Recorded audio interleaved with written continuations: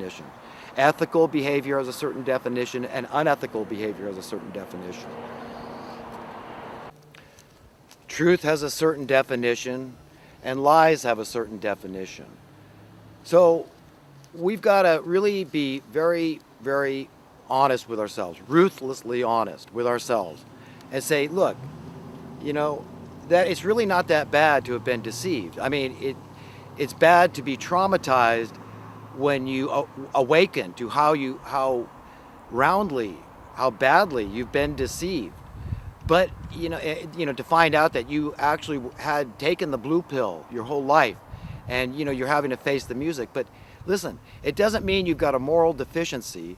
It doesn't mean, or it's not a negative reflection on your intelligence level. It's nothing like that. All it means is believing a lie. Lies are super powerful. This is another form of magic these people use. It's all, part and parcel. These people, this is how they operate. They are definitely opposed to good.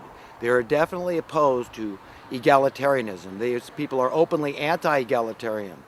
So we've got to really understand the monster that we're up against. This really is like Satan, the mark of the beast, a very powerful force.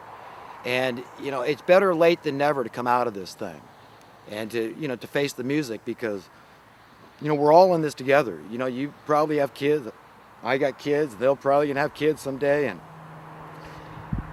so this thing is very important for us to take seriously and really, be cognizant of the gravity of the situation.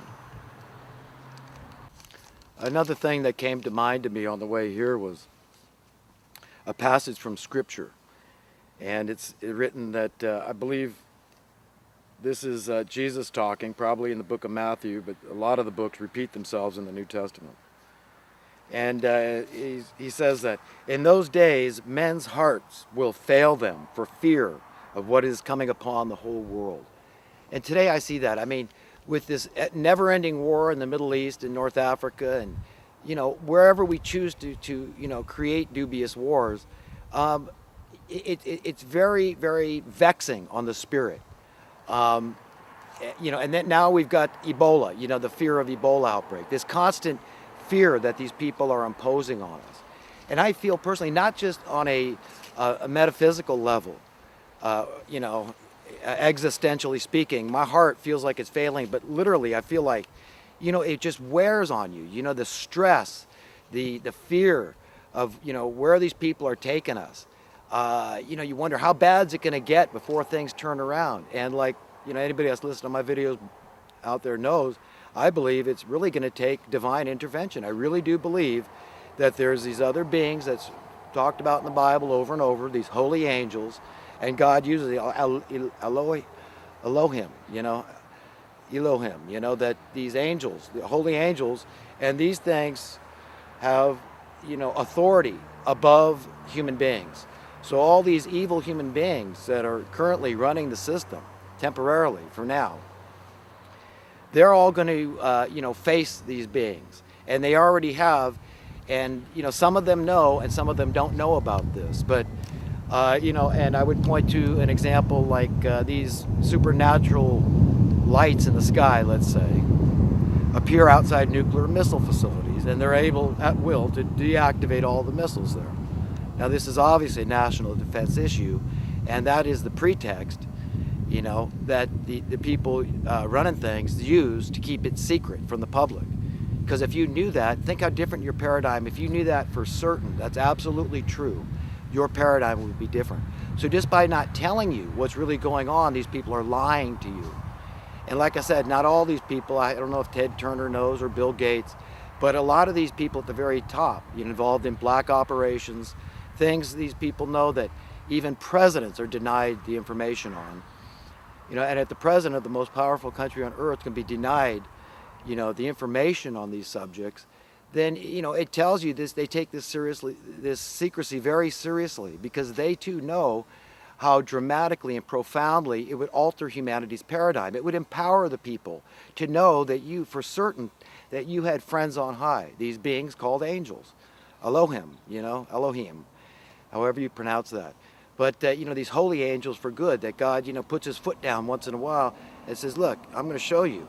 I'll let you do this and that, for whatever purposes he has to vindicate his name, to in the name of free will, to show that you're buying your own ticket to hell, and that his name is vindicated throughout the world, throughout the universe, that this is truly a good God, and he's never a bad God, he's a good God.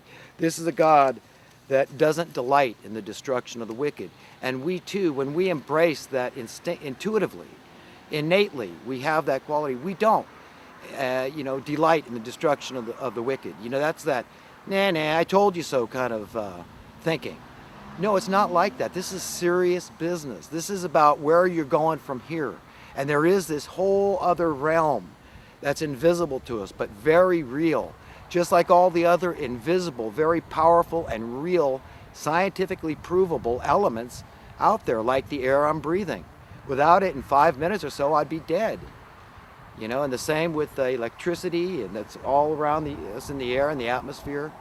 And the same thing with gravity and magnetism, very powerful forces that likely God's using, and he's the master scientist, to suspend the solar systems, to suspend the galaxies, to suspend the universe. He's using these awesome, scientific, though invisible forces to do that. So we've got to really just understand that, the invisible is real. And, that's where the way you think is so important to understand, how you think.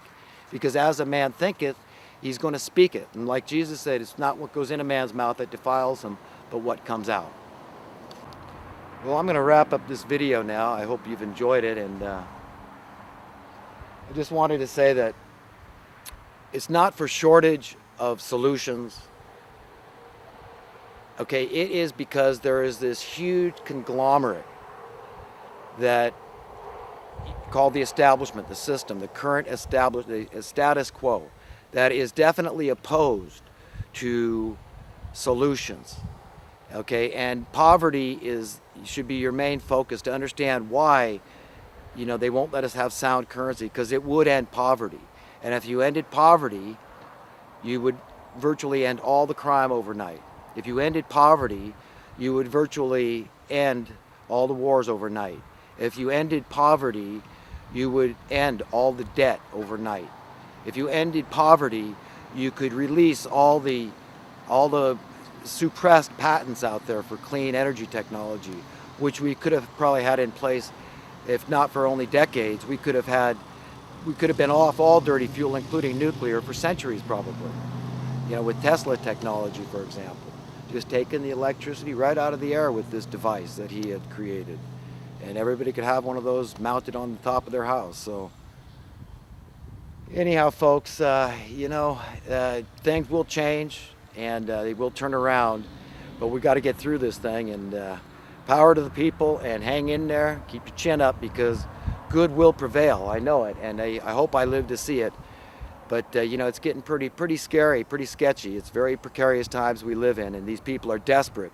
They're very angry because they know the same things I'm telling you, that the day of reckoning is upon them, and they don't have much longer to impose their reign of terror on humanity. So anyhow, we'll talk again sometime soon, I hope.